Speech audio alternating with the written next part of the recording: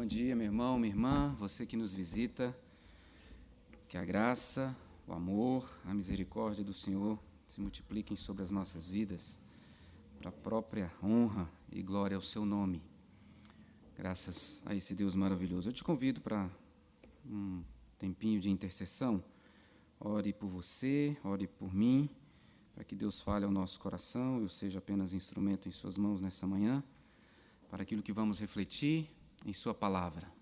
Peça a Deus para abrir o seu coração, para aquilo que Ele quer lhe falar nessa manhã.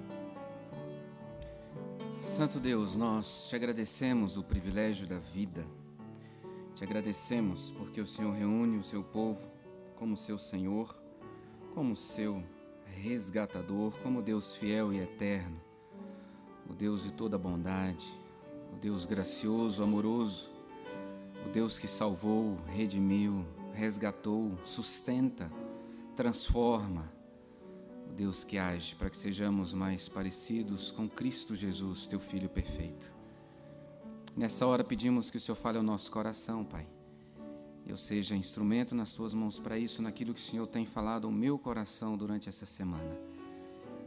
E que essa palavra inunde nossa alma, nosso ser, gerando vida para a tua glória.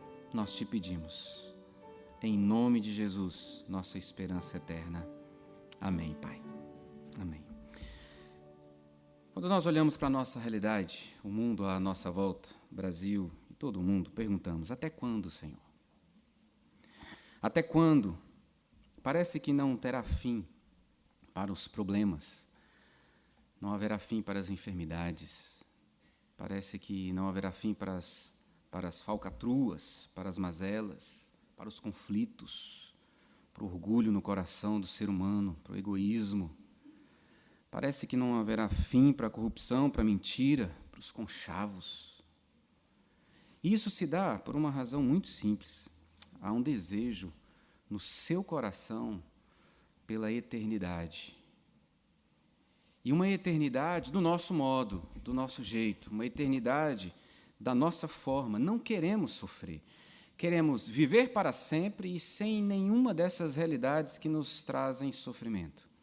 Por causa disso, há em mim e em você uma inquietude diante da brevidade da existência, porque sabemos que vamos morrer, mas vivemos como se isso não fosse acontecer.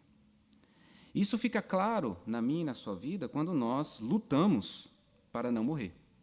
Cuidamos da saúde, fazemos exercícios físicos, cuidamos da alimentação, ainda que isso, de alguma forma, também pode gerar em mim e em você idolatria, quando somos tão preocupados que cuidamos de nós mesmos através da automedicação, ou somos tão idolatrados, ou idolatramos tanto o cuidado físico que o nosso corpo é o nosso Deus. Planejamos o futuro, brigamos e discutimos pela aposentadoria, que parece que não chegará mais, como se nós vivêssemos para sempre nesse mundo. Esse anseio, essa inquietude tomou o coração de Davi, e eu convido você a abrir o Salmo 39. O Salmo 39, Davi está com o coração apertado, inquieto, por causa desta realidade da brevidade da vida e daquilo que envolve essa vida enquanto curta passa por aqui. Salmo 39, vou pedir que você, mesmo assentado como você se encontra, ouça com atenção, com fé, com confiança, com esperança naquilo que Deus tem para mim e para você. Ao mestre de canto Jedutum, Salmo de Davi. Disse comigo mesmo: guardarei os meus caminhos para não pecar com a língua, porei mordaça à minha boca, enquanto estiver na minha presença o ímpio. Emudeci em silêncio, calei acerca do bem, e a minha dor se agravou. Esbraseou-se-me no peito o coração, enquanto eu meditava, ateou-se o fogo. Então, disse eu com a própria língua: dá-me a conhecer, Senhor, o meu fim e qual a soma dos meus dias, para que eu reconheça a minha fragilidade. Deste aos meus dias o comprimento de alguns palmos. À tua presença, o prazo da minha vida é nada. Na verdade, todo homem, por mais firme que esteja, é pura vaidade. Com efeito, passa o homem como uma sombra. Em vão se inquieta, amontoa tesouros e não sabe quem os levará. E eu, Senhor, que espero? Tu és a minha esperança. Livra-me de todas as minhas iniquidades, não me faças o opróbrio do insensato. Emudeço, não abro os lábios, porque tu fizeste isso. Tira de sobre mim o teu flagelo, pelo golpe da tua mão estou consumido, quando castigas o homem com repreensões por causa da iniquidade. Destróis nele como traça o que tem de precioso.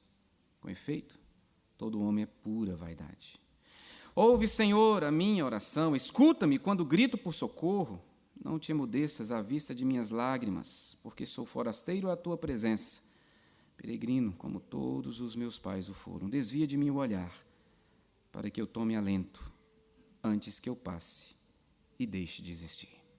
Deixa a sua Bíblia aberta, por favor. Irmãos, salmos nascem do refletir sobre a vida em meio à existência e da experiência com Deus. E nós estamos diante de um salmo de Davi, fruto dessa intimidade com Deus, onde ele tem a liberdade de expor o que está no seu coração. Davi é o autor desse salmo, que é passado para Jedutum. Jedutum, depois você pode ir lá no primeiro livro das Crônicas, capítulo 25, versos de 1 a 3, e você verá que ele é encarregado, como um dos músicos, para dirigir o culto. E o que nós vemos, então, é que Davi compartilha a sua alma, o seu coração, a sua inquietude, aquilo que está lá no mais profundo do seu interior, que ardeu no seu coração, que ele não conseguiu ficar calado, para que todos que participassem do momento de adoração a Deus pudessem também ouvir aquilo que estava no seu coração, aquilo que ele refletia, sobre a brevidade da vida, sobre o pecado que o assola e o leva ao sofrimento, para que esses ouvintes participassem da sua reflexão e também da sua oração. Então, Davi não esconde, Davi luta contra o pecado que o adoece. Davi é alvo do peso da mão de Deus, que é santo, por causa desse pecado na sua vida. E está inquieto porque a vida é breve, e ainda que seja breve, é vivida sob pecado e sob o peso da mão de Deus. Que verdades nós podemos tirar desse texto para nós nessa manhã? E eu quero tirar só duas. Primeiro, a brevidade da vida e a reação humana. A vida é breve. E como é que nós reagimos? Como nós lidamos com essa realidade? Veja, o Salmo começa com uma preocupação de Davi, ele tem uma preocupação. Os questionamentos estão borbulhando dentro da minha alma, mas eu não posso falar, porque senão o ímpio não vai entender. Vai parecer que eu estou sendo desleal a Deus, que eu não estou submisso à grandeza e à majestade e à eternidade desse Deus. Então ele está preocupado, ele diz: olha, eu botei uma mordaça na minha boca, enquanto eu estiver na presença do ímpio eu não vou falar. Mas enquanto ele ficou em silêncio, isso mais o incomodava, até que ele não conseguiu. Ele não conseguiu. Mas aí ele foi falar com quem? Ele foi falar com Deus. O verso de número 4. Ele vai diretamente falar com o Senhor. Era como se Davi fosse incomodado de tal maneira, questionando essa brevidade e o pecado que a gente verá, nós veremos aqui na segunda parte do Salmo, que isso o incomodasse, que ele não conseguia ficar calado. Senhor, por que disciplinar de modo tão assíduo uma criatura tão fraca e fugaz como o homem? Por quê? Esse homem que brevemente passa por essa vida, ainda ser castigado por causa do seu pecado. Essa mão do Senhor pesar sobre ele. Verso 11, quando castigas o homem com repreensões por causa da iniquidade, destróis nele como traça o que tem de precioso. Esse homem é pura vaidade, ele é como sombra. Por quê? Uma vida tão breve, uma vida sob pecado e sob o peso da mão de Deus. Aquele que não conhece Deus não entenderia esse questionamento de Davi. Poderia pensar que Davi estaria culpando Deus. E Davi tem uma preocupação. Ele sabe que da sua boca podem sair palavras tanto que glorificam, adoram a Deus, como que amaldiçoam e blasfemam contra Deus. E aqui a gente pode tirar uma rápida aplicação para a gente, meus irmãos. É preciso cuidado com aquilo que a gente fala e com quem a gente fala. Nós precisamos ter muito cuidado. Os sentimentos que estão no nosso coração precisam ser contidos à medida que, se forem expostos a pessoas que não conhecem a Deus, podem conhecer um Deus diferente daquele que nós cremos. Davi tinha essa preocupação. Davi faz um esforço tremendo para não falar. O verso de número 12 deixa para a gente claro que isso o levava às lágrimas. Tamanha a inquietude. Mas chega um ponto que ele não consegue mais calar, então ele vai para diante de Deus. Agostinho assim afirmou: não é sem razão que a língua esteja localizada em um lugar úmido, porque está tão propensa a escorregar. Precisamos cuidar de como falamos. Precisamos cuidar de como expressamos até mesmo a verdade de Deus. Às vezes somos muito duros em nossas palavras, que podem refletir soberba, arrogância, altivez.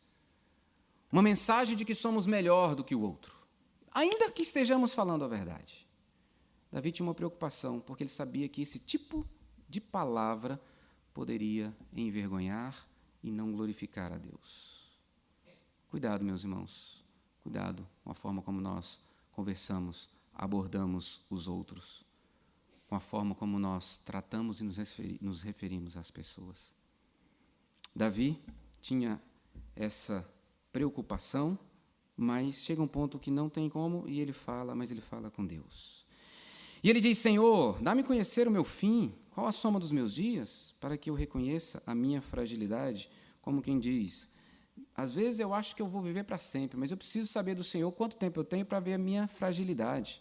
Verso 5, quando eu olho para os meus dias, eu vejo que eu tenho apenas o cumprimento, eles têm apenas o cumprimento de alguns palmos. A tua presença é nada. E o que ele está dizendo? O Senhor é eterno. E a minha vida, a tua presença é nada. Passa como a sombra, e talvez você se lembre do que Tiago vai falar. Que a nossa vida é como um sopro, como a neblina. Meus irmãos, como é que você lida com essa certeza de que a sua vida aqui nessa terra é breve? O tempo que nós temos aqui, como nós temos lidado com esse tempo? É um tempo que passa rápido. Davi estava preocupado com isso. Mas Davi tinha uma outra preocupação, não apenas acerca da brevidade da vida, mas ele tinha um outro problema. Ele era pecador.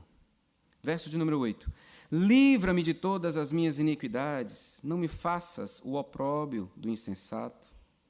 Tira sobre mim o teu flagelo, pelo golpe de tua mão estou consumido. Ele sabia que era pecador e esse pecado doía. O pecado o incomodava, porque ele estava diante do Deus Santo. Essas duas palavras do verso 10, flagelo e consumido, expressam a dor sentida por causa do pecado que ofende o Deus Santo. E a minha vida, ainda sendo breve, ainda é cheia de pecado. Davi sabe que Deus é justo e, por causa da sua justiça e da sua santidade, ele vai pesar a mão sobre esse pecado, é o que ele diz no verso de número 11. Quando castigas o homem com repreensões por causa da iniquidade. Então Davi sofre porque a vida é breve e ele queria viver para sempre. E Davi sofre por causa do pecado, enquanto essa vida é breve, ainda é vivida sob o jugo do pecado. E por causa do pecado diante de um Deus santo, Deus pesa a mão. E ele sofre pelo pecado e pela mão de Deus justo sobre a sua vida. É por isso que Davi faz a oração do verso 12. E eu queria que você lesse junto comigo. Diz assim, a oração de Davi: ouve, Senhor, a minha oração. Escuta-me quando grito por socorro. Não te emudeças à vista de minhas lágrimas, porque sou forasteiro à tua presença, peregrino, como todos os meus pais o foram. Verso 13. Desvia de mim o olhar, para que eu tome alento, antes que eu passe e deixe de existir. Senhor, enquanto eu estou aqui, eu não consigo, tira o olho de mim, porque a tua face, constantemente, porque o Senhor é onipresente, sobre a minha vida, sobre o meu pecado, incomoda o meu coração. Livra-me, ele pede perdão pelos pecados.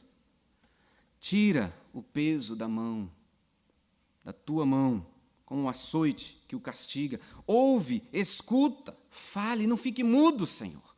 Faça alguma coisa. Eu não suporto esse pecado, ele me faz sofrer.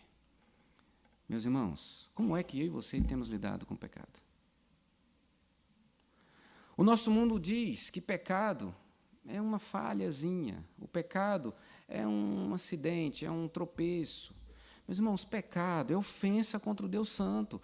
E assim como Davi, é preciso que eu e você não apenas entendamos, mas soframos, porque pecamos contra o Deus Santo. É contra o Criador do universo, o eterno, o justo, o perfeito, aquele que nos criou, nos redimiu em Cristo Jesus, entregou o seu próprio Filho na cruz, para que nós pudéssemos ser reconciliados com Ele, livres do domínio da escravidão do pecado, e nós pecamos como se isso não fosse nada, como se fosse um errozinho qualquer. Meus irmãos, é ofensa contra o Deus Santo. Davi tem essa consciência. Veja, no verso 12, Davi está clamando por intimidade com Deus. Senhor, tira esse pecado de mim para que eu possa estar na tua doce presença e desfrutando desse amor maravilhoso. Senhor, ouve. Senhor, fala comigo. Eu sou como um forasteiro. Raramente eu vou à tua presença falar contigo, desfrutar do teu amor, da tua companhia. Eu quase não oro ao Senhor. Eu sou peregrino, eu não sou desse lugar. Por isso eu quero viver. E viver muito, viver para sempre. Eu estou passando por aqui. Esse é o clamor de Davi. Davi tem um clamor por eternidade, porque Deus colocou essa eternidade em seu coração, como colocou no meu e no seu. O Salmo de Davi, diante de um Deus que é onisciente, um Deus que é justo, um Deus que é o Todo-Poderoso, é um clamor pela vinda de Jesus Cristo. O Salmo de Davi está dizendo: Senhor, eu quero viver eternamente, mas por mim mesmo eu não posso. Senhor, eu quero ser livre do pecado, mas eu não consigo. Então o Salmo 39 clama por Jesus Cristo. Porque Jesus Cristo vem a esse mundo por causa de orações como essa. Jesus Cristo é a vida eterna. Nós não fomos criados para a morte, mas para a vida e vida eterna pela fé em Jesus Cristo. Uma vida que não tem fim, revestida de qualidades espirituais. Uma vida cheia de bênçãos aqui e para além. Uma vida que começa com um novo nascimento e que continua pela união com Cristo. Uma vida que já desfrutamos aqui e que gozaremos pela eternidade. É a vida eterna. João 3,16, porque Deus amou o mundo de tal maneira que deu o seu Filho unigênito, para que todo o que nele crê não pereça, mas tenha vida eterna. João 3,36, por isso, quem crê no Filho tem a vida eterna. O que todavia se mantém rebelde contra o Filho não verá a vida, mas sobre ele permanece a ira de Deus. E tantos outros textos bíblicos nos lembram que Jesus Cristo é a vida eterna. Ele veio para dar essa vida para mim e para você. Jesus Cristo é aquele que veio para me perdoar dos meus pecados e te perdoar. Não fomos criados, meus irmãos, para a escravidão do pecado. Não fomos criados para a escravidão do pecado, mas para a liberdade em Cristo Jesus pela verdade. Ela dará à luz um filho e lhe porás o nome de Jesus, porque ele salvará o seu povo dos pecados deles. Mateus 1:21. Paulo, capítulo 15 dos Coríntios. Antes de tudo vos entreguei o que também recebi, que Cristo morreu pelos nossos pecados, segundo as Escrituras, e que foi sepultado e ressuscitou ao terceiro dia, segundo as Escrituras. E o autor aos Hebreus ainda vai dizer, e assim como aos homens está ordenado morrerem uma só vez, vindo depois disso o juízo, assim também Cristo, tendo se oferecido uma vez para sempre, para tirar os pecados de muitos, aparecerá a segunda vez sem pecado aos que o aguardam para salvação. O Salmo de Davi clama por Jesus Cristo. E Jesus Cristo vem a esse mundo para livrar da escravidão do pecado todo aquele que nele crê e o confessa como seu Senhor. E também concede vida eterna a esse. Davi está fazendo uma oração para que eu e você possamos experimentar vida eterna. Enquanto estamos aqui, na brevidade da vida, há um clamor. Nós estamos aqui com um propósito. E será pregado este evangelho do reino por todo o mundo, para testemunho a todas as nações. Então, virá o fim. Mateus 24:14. Estamos aqui para anunciar o evangelho para que Jesus Cristo volte. Para que então possamos desfrutar dessa vida eterna e sermos agora livres da presença do pecado. Todo aquele que crê em Cristo Jesus como seu Senhor e Salvador é livre do domínio, da escravidão do pecado. Mas não está livre ainda da presença do pecado. Então o nosso coração ainda clama por esse dia da volta do nosso Senhor Jesus Cristo. Então vivemos a brevidade da vida aqui, não abalado pelo que acontece à nossa volta, porque estamos aqui de passagem. O texto diz, nós somos peregrinos. Estamos aguardando a Nova Jerusalém, para onde vamos? Meus irmãos, nós precisamos gastar esses dias da melhor maneira possível para Deus e anunciando ao mundo quem Ele é. Essa mesma inquietude de Davi deve ser a minha e a sua. É a inquietude de muitos que talvez ainda não saibam, porque não conhecem Jesus como Senhor e Salvador. Um vazio dentro do coração por uma eternidade que só é alcançada em Cristo, pela fé e confissão em Jesus Cristo. Eu convido você a fechar os seus olhos para a gente orar e você colocar diante de Deus aquilo que Ele te incomoda nessa manhã. A vida é breve e eu não posso viver essa vida como se a eternidade fosse aqui. Então eu vivo aqui, mas olhando no céu, olhando para o céu, para a Nova Jerusalém. E anuncio o Evangelho, vivo esse Evangelho, proclamam esse Evangelho para que Jesus Cristo seja testemunhado em toda a nação, por todo o mundo, e assim Ele possa voltar. Senhor, cuida do nosso coração, Pai, pois precisamos do Senhor para viver uma vida que de fato testemunhe da eternidade e da libertação dos pecados. O Senhor nos resgatou em Cristo Jesus.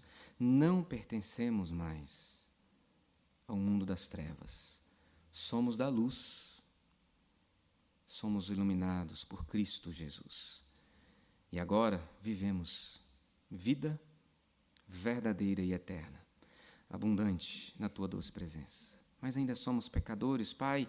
Então, Santo Espírito que em nós habita, dá-nos ojeriza ao pecado, nojo do pecado. Permita-nos viver em santidade, e só o Senhor pode gerar isso na nossa vida. Dá-nos coração cheio de Ti mesmo, para que dos nossos lábios saiam palavras que edificam e não que ferem, que machucam, que humilham. Dá-nos palavras que reflitam graça, amor, misericórdia. Ainda que estejamos falando a verdade, uma verdade cheia de amor, de graça e misericórdia. Ah, Deus, eu peço por aqueles que, porventura, estão aqui nessa manhã, que ainda não experimentam dessa eternidade, que ainda são dominados, escravizados pelo pecado. Tenha misericórdia desses queridos, que possam reconhecer e se entregarem, Pai, a Ti nessa manhã, para desfrutarem dessa vida abundante e eterna e dessa libertação do pecado. Obrigado. Obrigado, porque ao participarmos da ceia, nós estamos declarando essa verdade. Estamos unidos com Cristo. Temos vitória sobre o pecado em Cristo. Desfrutamos da vida eterna em Cristo. Nós te pedimos, confiados no Senhor, em nome de Jesus Cristo. Amém.